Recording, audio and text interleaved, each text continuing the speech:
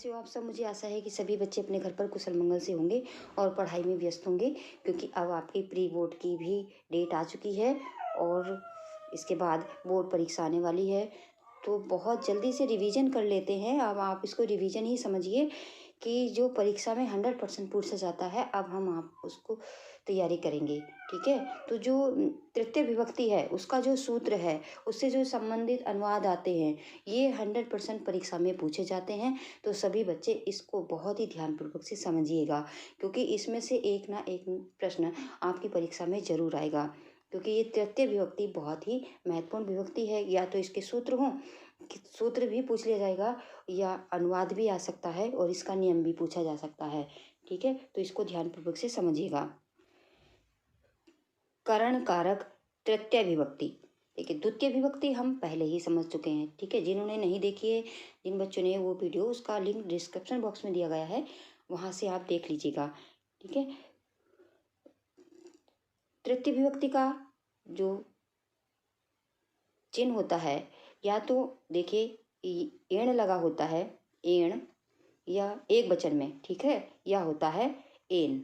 ठीक, आप इसको अच्छी तरह से पहचान लें। एण होगा, एण होगा एक वचन में।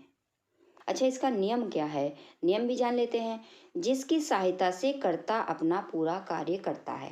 देखिए, कर्ता क्या होता है, कर्ता वो होता है जो कार्य करता है, उसमें हम प्रथमा विभक्ति लगाते हैं।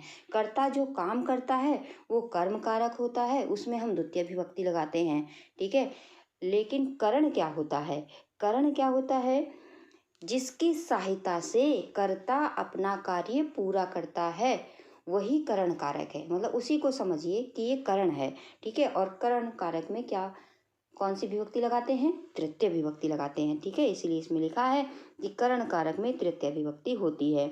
उसकी पहचान से किससे होती है, या तो से होती है या द्वारा से होती है। हिंदी वाक्य में आप कैसे पहचान करेंगे कि ये करण कारक है, तो देखिए, या तो लिखा होगा से या लिखा होगा द्वारा। ठीक है, इस तरह से द्वारा लिखा होगा, इस तरह से।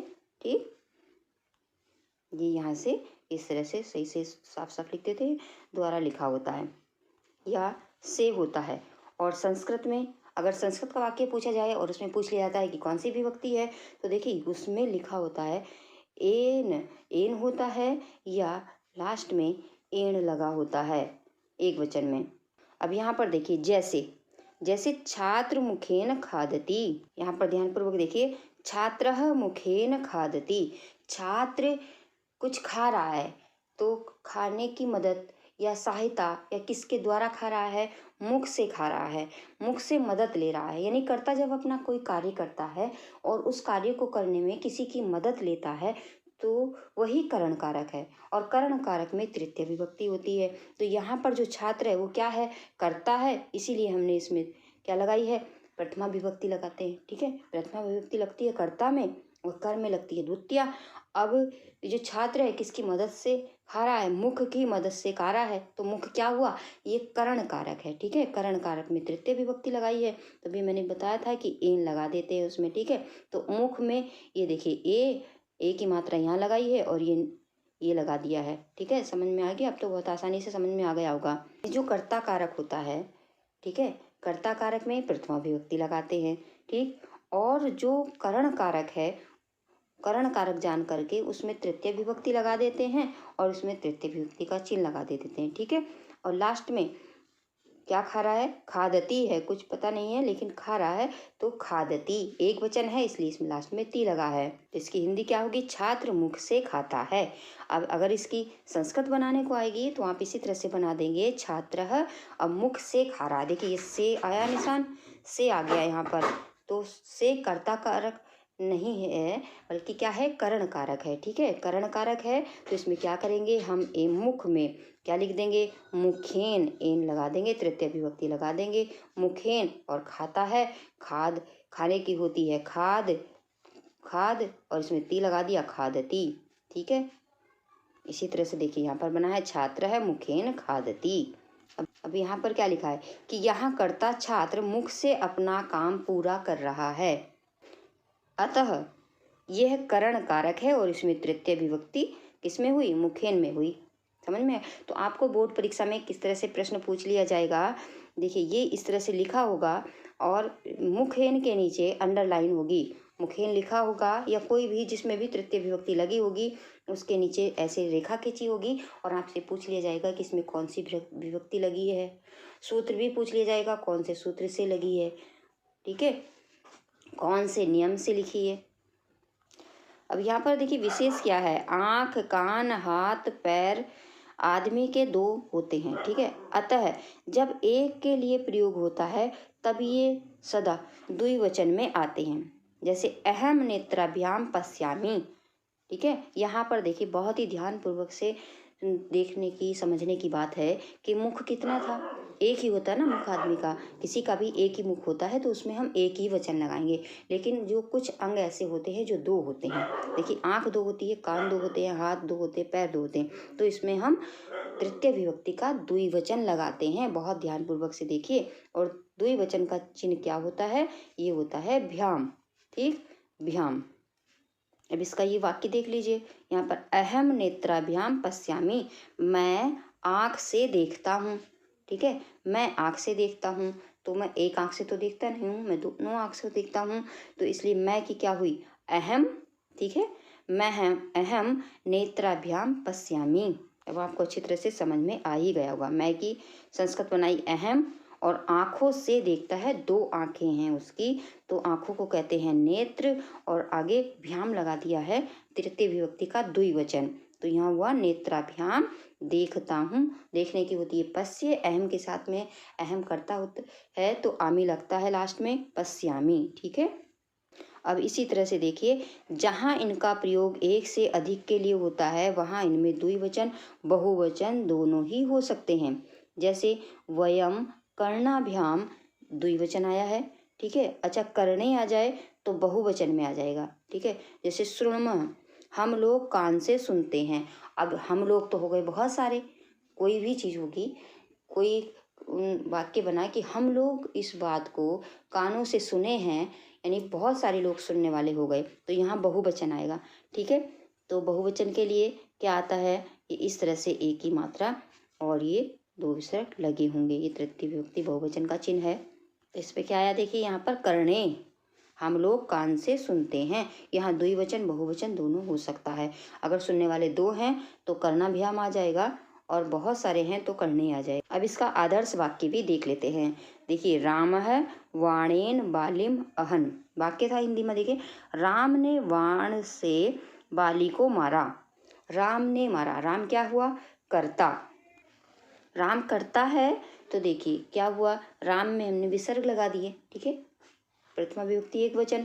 अब वाण से मारा था, मदद ली थी मारने की, किससे, वाण से, तो वाणेन, ठीक है।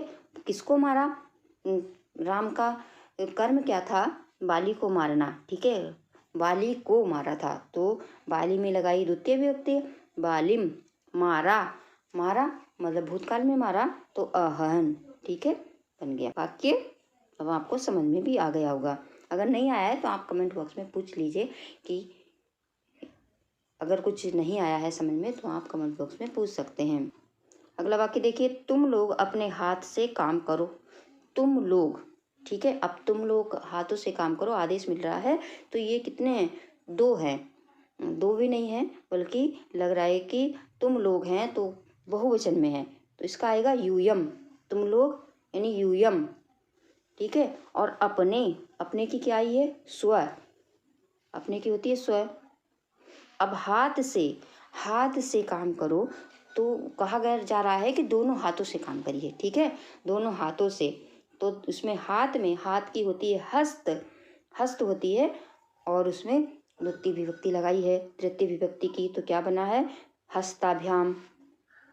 और भाई बहुत सारे के लिए भी अगर आ रहा है, अगर दो के लिए आ रहा है तो ये हस्ताभ्याम, और अगर बहुत सारों को कहा जा रहा है कि हाथों से काम करिए तो इसमें आप हस्ते, ठीक है, हस्ते कार्य कुरुत, यानी दोनों ही लगा सकते हैं। अब है, लड़का हाथ से लिखता है, लड़का हाथ से लिखता है, ठीक है, हाथ से लिखता है, तो लड़का यानी बालक है।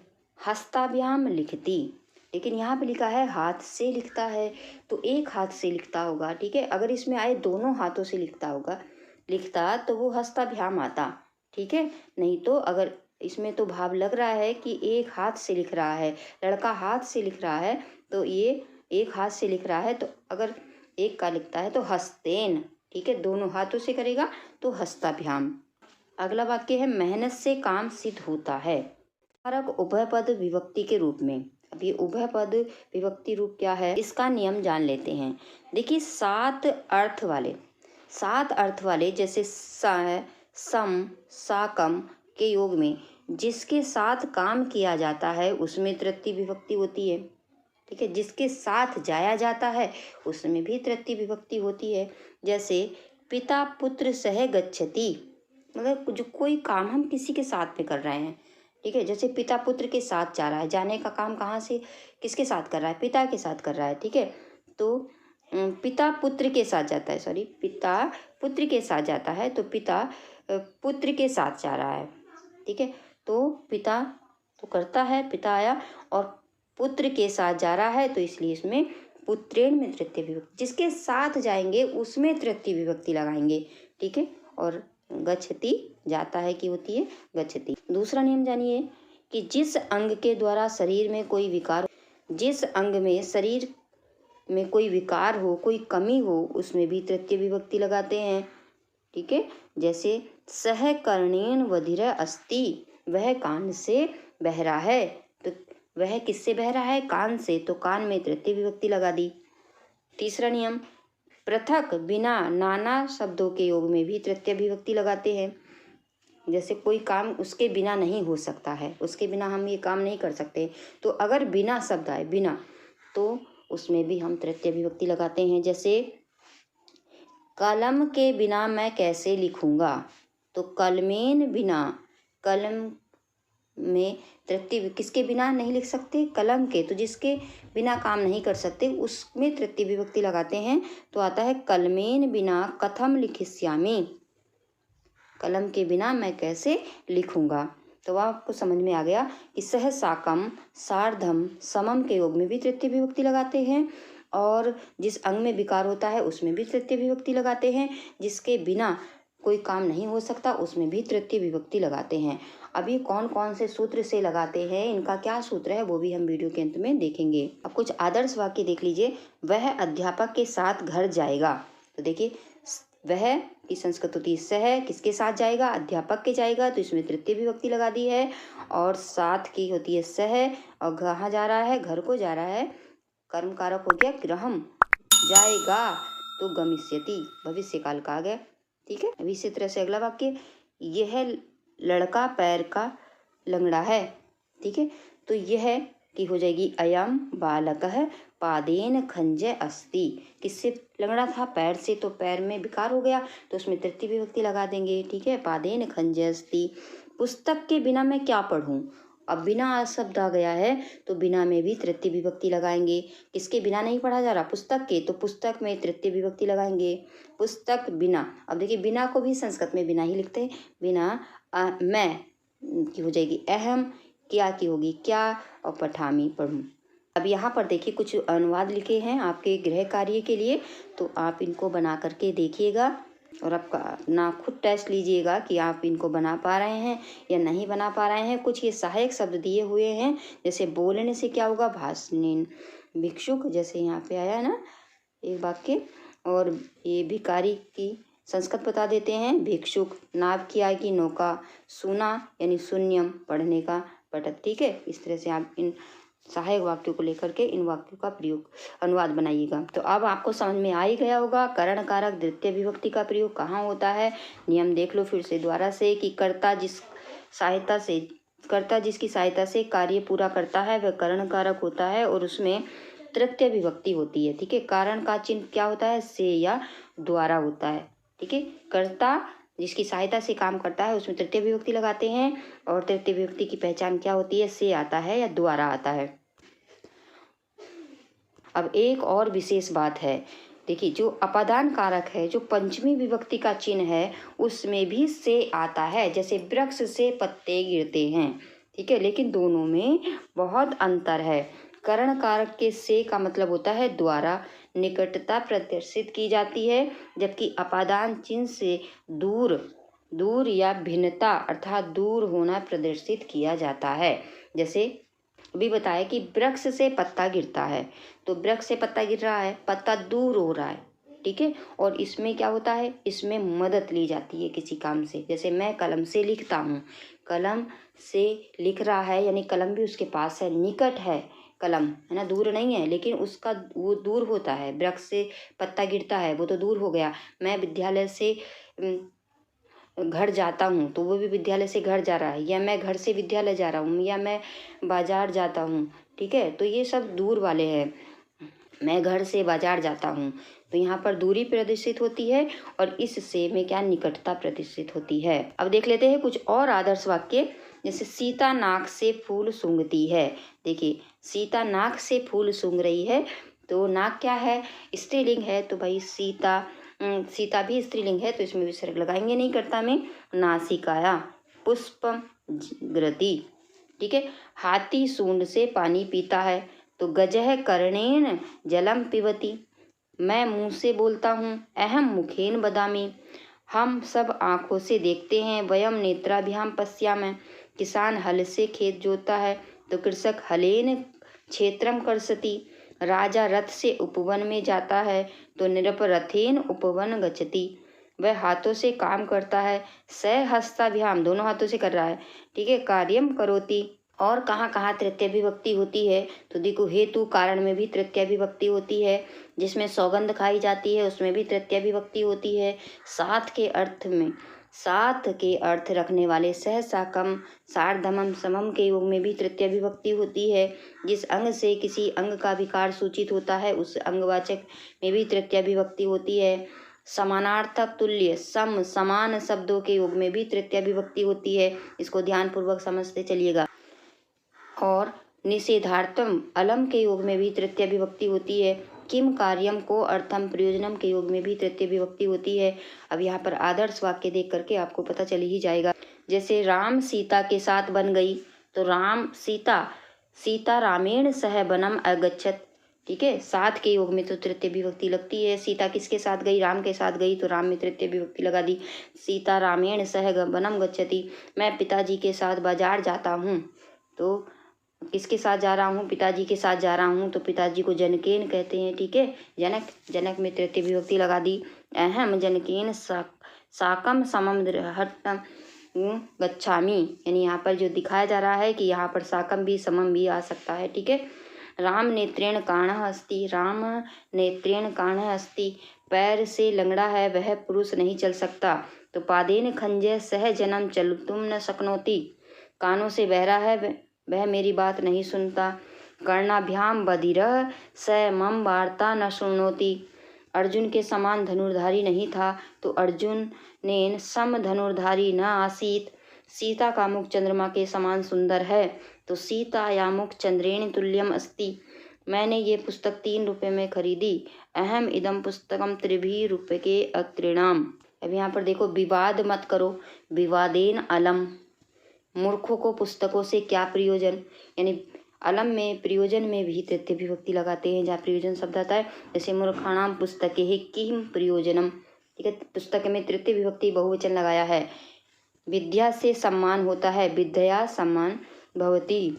मैं गंगा की सौगंध खाता हूँ, अहम गंगाया सपामी। यहाँ पर सूत्र भी देख लेते हैं कि करण कारक में कौन कौन से सूत्र आते हैं। देखिए, लस साधितम करणम, कर्तु करणीयो स्थित्या। क्रिया की सिद्धि में जो सर्वाधिक सहायक होता है उस कारक की करण संज्ञा होती है और उसमें तृतीय विभक्ति प्रयुक्त होती है।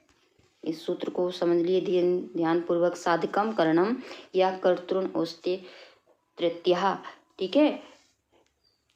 कर्तकरणीयो इस्त तृतीया, क्रिया की सिद्धि में जो सर्वाधिक सहायक होती है तो उसमें उस कारक की करण संज्ञा होती है और उसमें लगाते हैं तृतीय विभक्ति, ठीक है। जैसे जागृति कलमेन लिखती, ठीक है।